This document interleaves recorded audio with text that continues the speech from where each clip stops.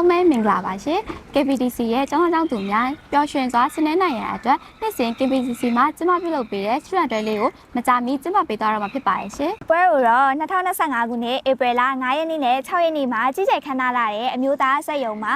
ဆန်းရက်တိုင်တိုင်းစီကားတိုက်မြိုက်စွာအစီအစဉ်ပေါင်းများစွာနဲ့ခန်းခန်းနားနားကျမပေးသွားမှာပဲဖြစ်ပါရဲ့ရှင်KPTC Preschool Private School International School မှာတမမီလေးတွေရဲ့ချစ်စရာကောင်းတဲ့ဖြောပြတင်ဆက်မှုလေးတွေအပြင် Private School မှာပညာရေးစုပေးပွဲတွေကျောင်းအသီးသီးမှာစိတ်ဝင်စားစရာကောင်းတဲ့ project show တွေဆိုင်ကန်းတွေဖူကောင်တွေထားတော့ပကြီးပြကန်အစရှိရာတွေပါပြသပေးသွားမှာပဲဖြစ်ပါတယ်